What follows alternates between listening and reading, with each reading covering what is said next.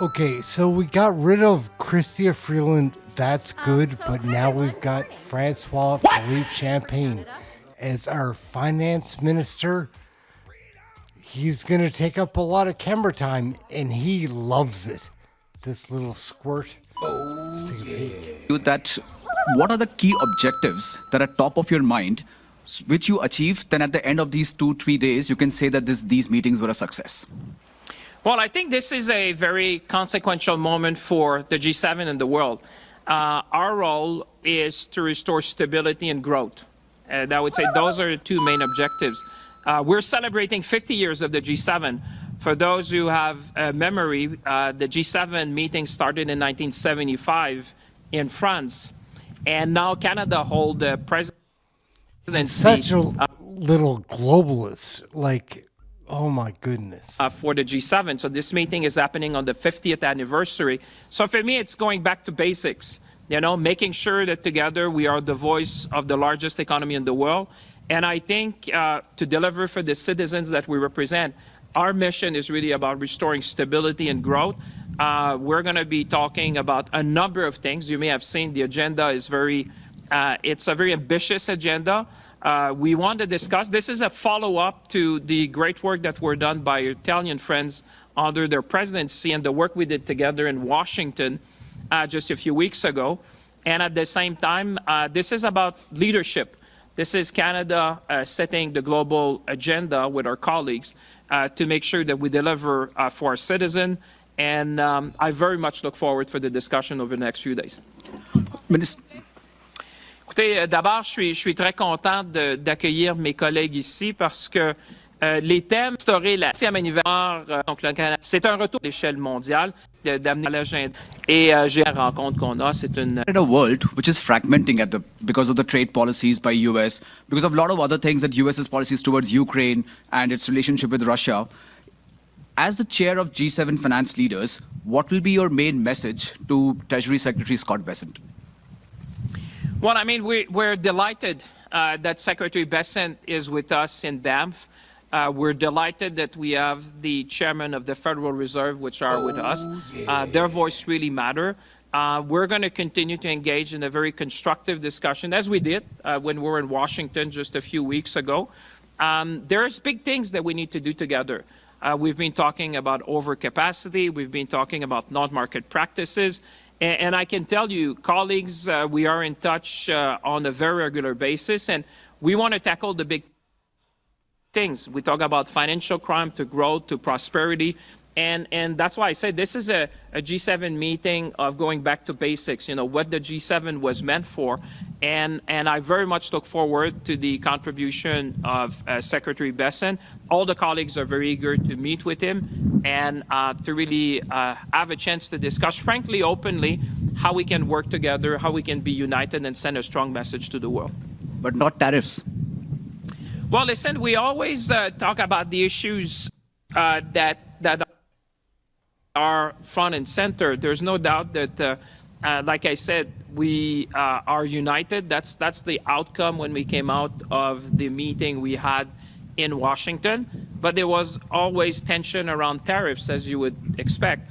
But at the same time, there's a lot we can achieve together. There's a lot that we are looking to coordinate our actions and really tackle some of the big issues around overcapacity, non-market practices, financial crime. So the spirit around the table is constructive. The spirit around the table is action. The spirit around the table is to send a strong message to the world, and that's what is going to drive us over the next few days. Prochaine question, s'il vous plaît. Next question. Hi, my name is Imad. I'm from Al Arabi TV network. I'm based in DC.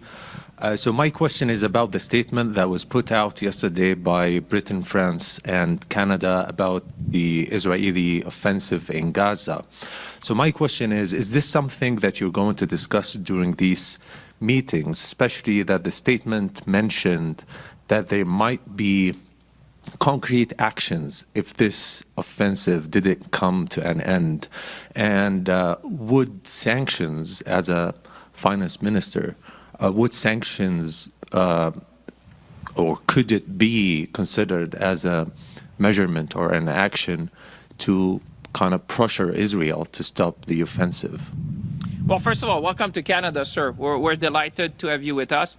I will let the statement speak for itself. I think this is for the leaders to discuss.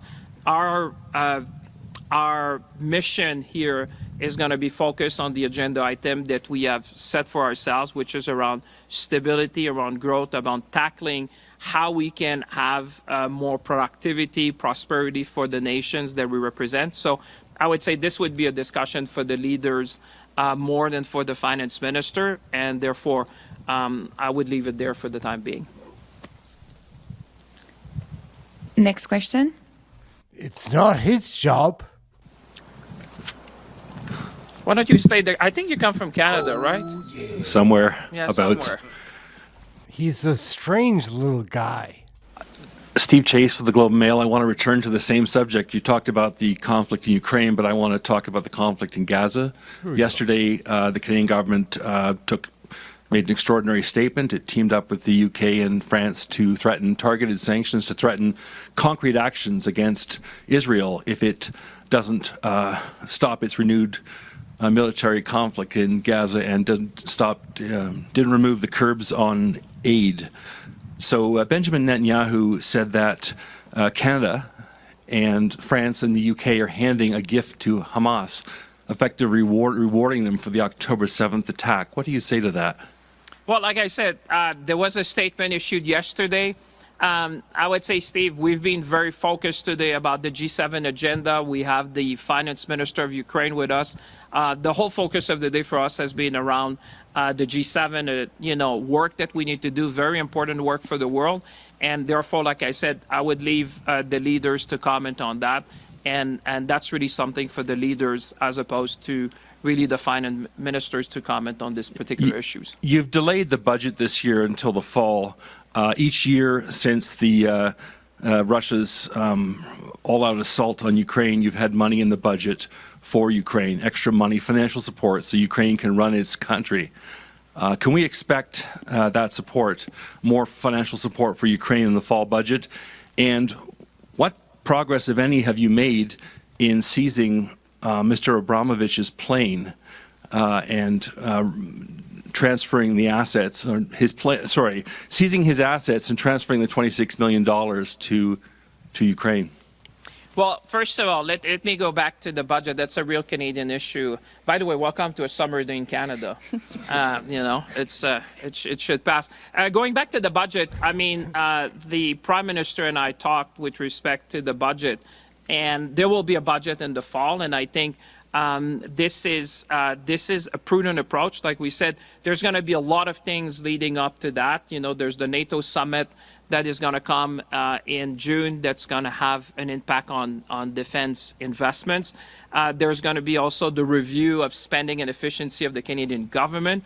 And there will also be, discussions with our U.S. friend, and we'll have a better sense of the global macroeconomic picture by then. And I think that's why we will be in a position to present a full budget, a prudent, and I think that's a prudent approach, and that's what Canadians want to see. They want us to be transparent, they want us to be prudent, they want us to be ambitious. On the statement you made, you will know because you've been following us for a couple of years now, I think. I'm not going to comment on what might be in the budget coming in the fall, but what I would say as a general statement, you have seen Canada, as many other allies, standing shoulder to shoulder with our friends in Ukraine, and the kind of support that you have seen Canada providing to Ukraine will continue. And that's why today, and the fact that we have Minister Marchenko with us here in Canada as a special guest is a big signal to the world that we are standing side by side with our Ukrainian friend, that we're going to hold Russia to account, and that we're going to all be part in this reconstruction for the Ukrainian people. Prochaine question, next question. Good afternoon, Eric Hertzberg, Bloomberg News. I'm at Ottawa. Does Canada plan to explore tariffs fees on imports of low-value Chinese products from companies like Temu, Shein? Is that something that will be discussed this week? Well, this is something that that we have started to discuss, I would say, as G7 in terms of low-value shipments that have come in our respective countries. It creates a number of issues, as you would expect, some around, the control at the border.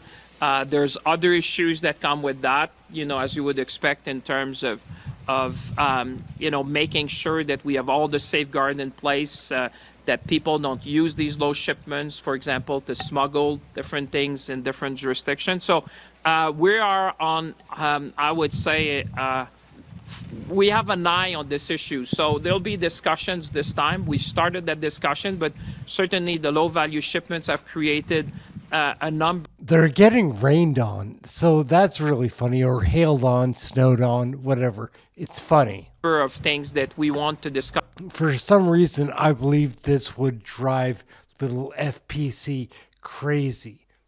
Us amongst ourselves and see how we can progress that discussions, because it's not only about the revenues, but it's really about, the customs and this is hysterical to me. Making sure that we protect our respective jurisdiction, that these packages are not used to smuggle things in different jurisdictions.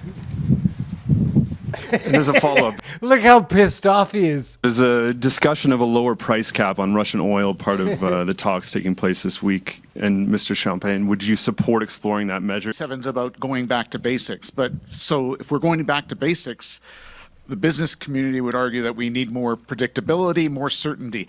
Won't going back to basics then involve a deep discussion and potentially tense discussion about trade policy? Well, I mean, that's why I say we need to go back to the basic and restore stability and focus on growth. I agree with you. Stability, predictability, rule of law are the fundamental ingredients to prosperity, and so therefore we're going to be talking about that. But there's a lot for us to talk about. Clearly we have addressed these issues last time we met in Washington. And I think the message from colleagues is pretty clear, is that a free and fair and a rule-based multilateral trading system is a system in which we all win. And therefore, we certainly want to provide stability to consumers. We certainly want to provide stability to investors. We certainly want to provide stability to businesses. And therefore, that's why, for me, restoring stability, focusing on growth is going back to basic, because if you look at the G7 in its history, it's always about driving prosperity around the world on a macro level. So that's why these discussions at this particular moment in time are crucial for the world economy. And I think the world's going to be watching the discussions we have, but also the actions and the outcome that come from the meeting here in Banff in Canada. Prochaine question. Gang, admit it, there is a part of you that respects little Francois Philippe Champagne, little FPC. Like, he's a scoundrel and he embraces it. At least he's one of the guys that doesn't try to act like he's something else. He's a crooked politician. That's what he is. And he embraces it. And he doesn't like getting rained or hailed on. That was so funny. Anyhow, Aaron, Canadian Loney, like, share, subscribe. Check out one of the other videos. Trying to make more. Get ready. Like, Parliament is coming back next week. I can't wait. What? Till then, check you in the next video. Oh, yeah. We're out. Are you passionate about stuff?